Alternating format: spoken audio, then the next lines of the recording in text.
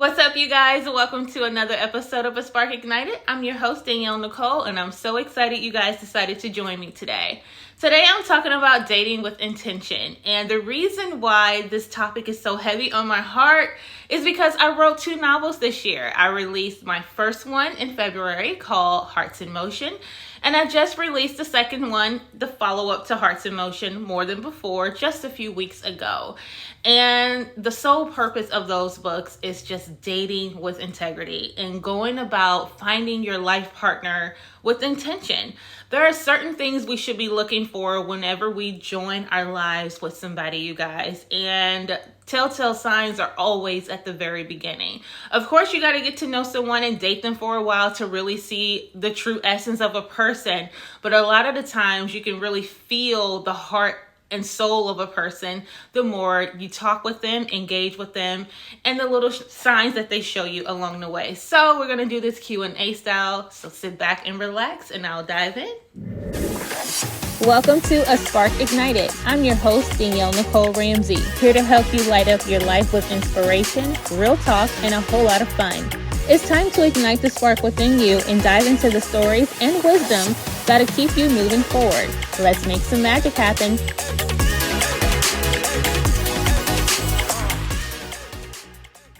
All right, you guys. So question number 1 is, what does dating with intention means like to you? Okay, so dating with intention. I look for certain characteristics and a certain flow to be a natural flow whenever I'm getting to know someone. I am looking to see if that man is consistent. I'm looking to see if he is inquisitive and he asks questions.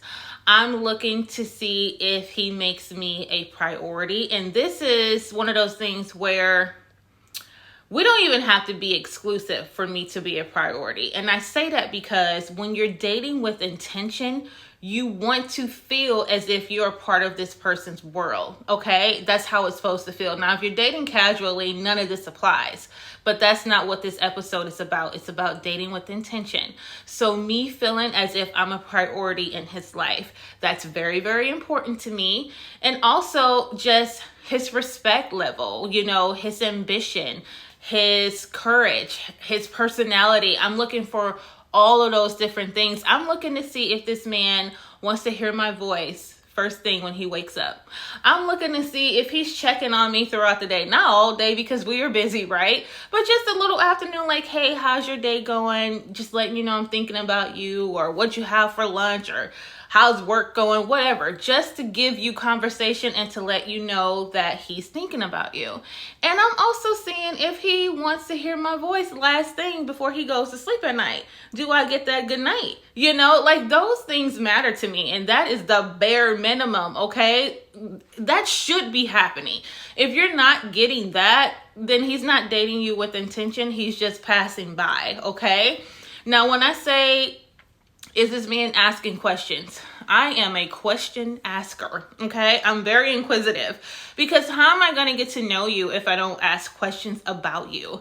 And I want to know everything about you. I'm dating you with intention. I want to know the little things like your favorite color, food, your favorite dessert. I want to know those things, but I also want to know the heart of you. I want to know why you chose the career that you did, what impact you want to make on the world, what's your relationship like with God. If you're a father, how active are you in these children's lives? And I want to know what you love to do for fun. I want to just know you, I just want to know what makes you tick, what gets you excited. Those things are very important to know. And of course, some of these things we will learn along the way as we date someone, but there's nothing wrong with asking questions. To me, it shows that you're really into that person. You really want to get to know that person and they matter to you. You knowing them matters to you and is important to you. And by you doing that, it shows that person that.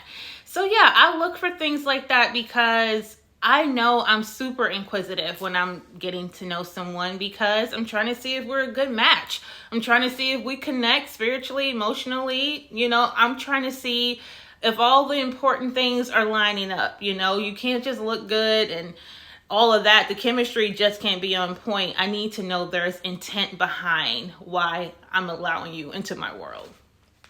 Okay, question number 2 is, how do you stay hopeful when dating feels so discouraging? All right, so I am a different kind of person, okay? And I've always been told this, kind of like a unicorn, that whole reference. I stay hopeful because it's 8 billion people on the freaking planet, okay? Just because someone fumbled me or didn't treat me right, or however you want to word it, or fumbled you or didn't treat you right, doesn't mean that is the end all be all. That is one person, okay? That is not it. Or I'm hopeful because there's more people to get to know, and to me, I just feel like to even think this way, it says a lot about how you feel about yourself, because I'm hopeful because I know that I'm a great person. I know I am a fun person. I'm loving. I'm encouraging. I have a great, dope personality. I have a lot to offer someone. I'm hopeful because I know that not a lot of women are like that. And I'm hopeful because I know that I'm set apart. I'm hopeful because I know that I'm real. I'm hopeful that there has to be another me out there, right? That's what makes me stay hopeful. There is no way God made me this ball of energy, this ball of love, with all this love to give, to not be able to give that to someone who matches my energy. That's why I'm hopeful. That's why I stay hopeful. It does not matter what did not work out in the last situation. It is not going to stop my flow. It's not going to change my view about love or my optimism towards it. It never will. Now, will I go about things differently? Yes. Will I take the lessons that I learned from the last relationship to apply into my new relationship? Absolutely. I'm always going to be hopeful in love. Love is the most beautiful thing in the world. And to be able to share that with someone who matches your same energy and your same sentiments in that regard is a shame. Stay hopeful. Yes, people are going to fumble you. You may fumble somebody. It happens, okay? But that doesn't mean that last relationship that just did not work out doesn't mean the next one won't be the best thing in the entire world. You have to keep that mindset, okay? Our best days are ahead of us. What's behind us no longer serves us. Ahead. Think ahead. Always think ahead, because what are we doing if we're not thinking the best for ourselves, So I think that's why I stay so hopeful when it comes to love, and I'm never really knocked down on my feet in that regard, because it's way too many people to be tripping off one. Okay, question number 3 is, what red flags do you think people ignore early on? Okay, I can only speak for myself because I don't know what people ignore. Generally speaking, I would think that people ignore red flags in other people, maybe because the person is really hot or fine and sexy, and so they want to make it work solely based off the fact that person looks so good, or their chemistry is really hot. So they forego red flags because of that, maybe. But as far as me and my mistakes of ignoring red flags early on, is because I always see the good in people, and Lord knows that is a beautiful thing, right? But it's one of those things, it's a double-edged sword. It used to be. Now it's not. I don't see anybody's potential and, let it be that, or ignore their red flags or anything like that. It is what it is now. However, back then, whenever I was a pro at it now, I think that, like I said, I see the heart of a person. I see the good in them. So I chose to have that be my driving force, their potential, the good that they showed me, how I felt, 2 weeks ago on a date, even though the last 2 weeks were horrible. I chose to focus on those things, because I'm like, okay, if I felt this before with them, if they treated me good at this time, then that has to be how they are, and they have to get back to that. So they'll get back to that, and I'll just hang in there until it happens. No, Absolutely freaking not. We're not doing that. We are not ignoring no one's red flags. I'm not saying no one has to be perfect. Let's just put that out there. This has nothing to do with being perfect because we all know no one is perfect. Do I have to say that again? I hope not. Okay? It's out there. It's put out there. This has nothing to do with that. However, people know what they be doing. Okay? We are grown. We are well aware of our actions and what it is that we're choosing to do with a certain someone. Certain people show other people different sides of them based off their want or desire for them. And I've seen it happen to me before. I've seen someone desire me just enough to keep me around. So they give me little tidbits, like, okay, I know she likes this and I know she likes that. So let me just give her a little bit, right? Just so I won't lose her. But when they like someone a ton, honey, they ain't throwing you no crumbs. They ain't giving you a little bit. They giving you the whole damn course. They're giving you the full course because they want to keep you around. And when someone wants to keep you around, there's a huge difference. They show up different. You never have to question them. They will let it be known. There's no confusion, only clarity. Men show up differently for the person that they want. And they show up differently for the person that they don't want. It's just up to you to decide if you want to be entertained by what he's showing you. Because 9 times out of 10, they are showing us. And 9 times out of 10, they are showing you guys as well. Like, I'm mostly speaking to women in this episode. Some guys can take some tidbits if you want to. But for the most part, it is for the women. You're being shown, okay? And it's up to you if you want to be blind or not. But a lot of times they do show us their red flags pretty early on. And I would suggest not ignoring them because you're only going to break your own heart and you're only going to waste your own time. Number 4, ask, do you believe timing matters in love? And yeah, I really do think it plays a huge role in how you show up for one another. Now, if you're already together, engaged or married, and your careers are taking you both in different directions, you come up with a plan to make it work, to make sure that you're seeing each other and to make sure you're watering your relationship. That's completely different. But if you're starting off something new and you notice that you really don't have a lot of time for that person that you really like and want to get to know, but you're choosing to put your time and energy towards the things that you're working towards, there's absolutely nothing wrong with that. It's just wrong to think that you can start something serious with somebody when you don't have time to see them. And as much as we want to hang on to someone that we find is really nice and dope and, fun to be around, fun to talk to, if you can't really cultivate that relationship by prioritizing time for them, then you should really just be honest with yourself and just know that, the time is not right to even try anything. Can you be friends? Yes. I don't know why people don't think that you can't be friends just because you can't have a romantic connection. I really think that you can. But as far as like building something and you both aren't making the time to see each other, you only have time to like just talk to each other on the phone every now and then, you both know it's not going to go anywhere. And we're all too old to be wasting our time in that way. Now, timing, as far as, let's see, I don't know. I think, yes, timing plays a part. You have to be emotionally available. You have to be healed from a last situation. You have to be in a place where you can show up fully if you're going to date somebody, and if those two things are still in motion, then it's not time to date. It's not time to pursue anything with anyone. It's not fair to them and it's not fair to you. You still need healing to do. You want to show up as your best self in everything in life, and especially when you're trying to date somebody, because remember, you want to date them with intention. You want them to know that you're all in, and you can't be all in if you still have things you need to work on in your own personal life. Number 5, ask, can you find love again after being deeply hurt? First of all, being deeply hurt is the worst thing in the world, and there's no pain like heartbreak pain.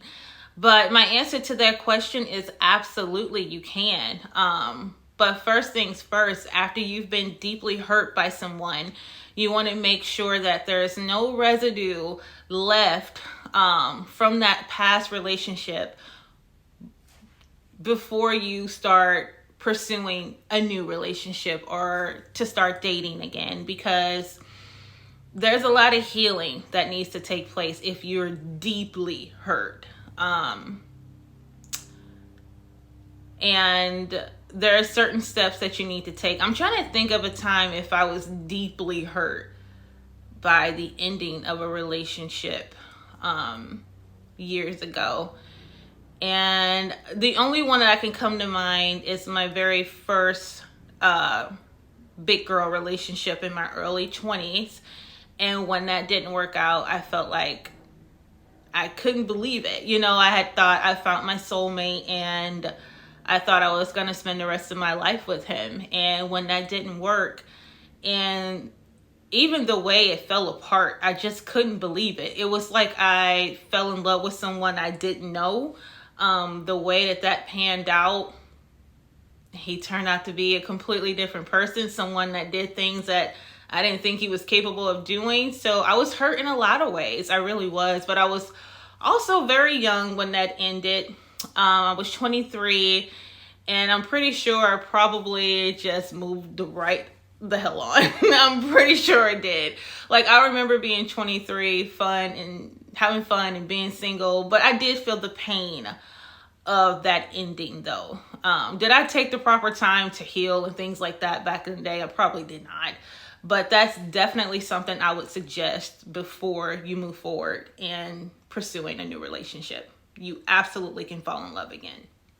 Number 6 is, how do you break the cycle of toxic or unfulfilling relationships? And to me, you just wake up one day and decide that you want different for yourself. It really doesn't have to be anything hard or drawn out or groundbreaking. You just decide, I don't want this for myself anymore. I don't want to continue to be in things that only hinder my growth.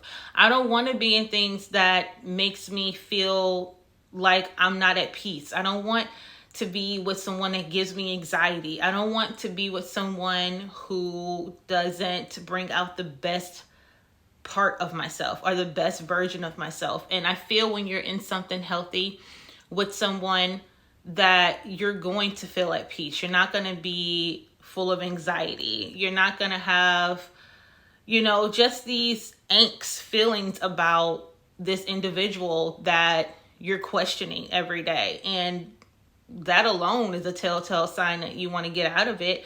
If you're always questioning, why you feel a certain way around this person that you're supposed to feel blissful with and at peace with and at home with, and in love with. And if you don't feel those things, if the relationship is just not fun and, what you give, you don't get back and there's just no reciprocation, leave it. Guys, honestly, life is too short to be in anything that does not bring out the very best in us. Our relationship should aid in our happiness. It shouldn't be something that takes away from us being happy. We should be happy on our own, of course. And of course, we're going to go through things in our relationships, but it still has to have the healthy boundaries, the respect level. It has to have things that you cannot waver no matter how you're feeling, okay? Period. And if you feel like you're in something where it's toxic and I'm unfulfilled, like I love this person, but I'm not in love with them, it's okay to leave that situation. You can always be friends if you want to be friends. I keep putting it out there because friendship is still a beautiful thing.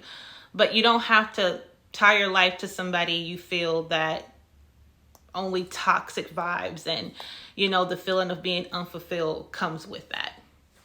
Number 7 asks, is it wrong to want a soft, safe, and drama-free love? And of course, my answer to that is no, it's not wrong. And like I was saying earlier in the episode, I don't understand where we were kind of sold this whole struggle love type of love story as if it's something that needs to be highly praised. It is not.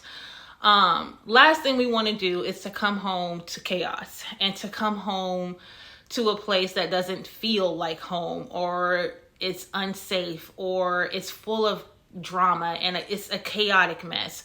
Who wants to come home to that when the world is already so full of that? Your home should be your safe haven. Your person should feel like home. The softest you've ever felt in your entire life should be with the person you join your life with. It is okay to want that for yourself. I promise you it is. And if you haven't found it, if you find that you have to harden yourself or guard your heart, or you coming home to a space where you just want to leave and never want to be in a space, it is unhealthy and that is not the space for you. You deserve to thrive in a space with a loving partner who feels like home, who provides a soft and safe environment for you. And you do that for them as well. You guys, we don't have to settle for anything less than that. We shouldn't settle for anything less than that. I'm telling you guys, life is short. It's short. If you're going to join your life with someone, have it reflect those things, not the opposite. Okay, you guys, number 8, and this is the last question, is what advice would you give someone who's afraid to fall in love again?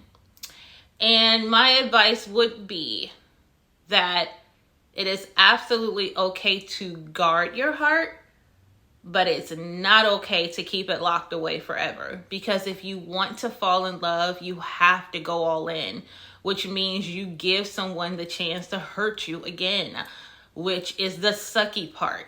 However, I am someone who believes in asking God for confirmation when it comes to choosing your life partner, because I don't want to go off what I feel. Okay, my feelings will forever be fickle. They change like the wind sometimes. And sometimes we just don't know what we're doing. Okay, we need help. And who better to help us than the Lord above? Now, I would suggest talking to God about your fears and about why it is you're afraid to fall in love in the first place. And if you listen closely, he will answer and he will show you signs of why you feel the way that you do. But once you get over that fear, because you have to be over that part before you pursue anything. If you're afraid to fall in love, you don't need to be trying to fall in love. It don't make sense, right? So once you get past all of that, and you're like, okay, I'm good, I'm renewed, I'm ready, the world is my oyster, I'm ready to love again, right? I would ask God to confirm whoever it is that you feel that you want to get to know and you're interested in and you like him. You guys have great chemistry. Your connection is wonderful. He's emotionally available. You're emotionally available. You guys are showing up with action. You know, there's clarity there, no confusion. It's all good. But you just want that little extra cherry on top. I would just, like I said, to ask God to confirm it and have God, have that man answer those questions you ask him through that man. It can happen. Trust me, it has happened to me. And you want to go about it that way, especially if you're a faith-based person. You don't want to go about this alone in any way. But yeah, don't ever be afraid to fall in love. Love is beautiful. No matter, even the past mistakes, even the people that we loved in the past, there's a reason we loved them once before. Our love for them may have faded or it may look differently, but there's a reason why we loved who we loved then. But now that we're in this healed space and we know where true love lies in the foundation behind it all, and how we're not accepting just anything, but we're accepting the person for us, we are without a doubt and 100% going to show up the way that we should. Again, you guys, don't let the past make you feel as if you can't be dated and courted with intentionality. You absolutely can be, and it is worth waiting for. No more settling for breadcrumbs. No more settling for potential. No more ignoring red flags. Have somebody date you the way that you deserve to be dated. Period. All right, you guys, as I mentioned before, this episode is dedicated to my 2 novels that I wrote this year. And if you haven't gotten one, I will link them below. It will be the best love story that you ever read. No cap. Okay. All right, you guys, we got one more episode for this season that drops next week. And as always, you guys can get me every Tuesday, wherever you get your podcast, and every Wednesday on YouTube for the visual. All right, you guys, go have the best week ever. Peace. Thank you for tuning into A Spark Ignited. If you enjoyed this episode, subscribe, leave a review, and share it with someone who needs inspiration. Remember, the spark you need is already within you. Keep fanning the flame. Until next time, take care and stay inspired.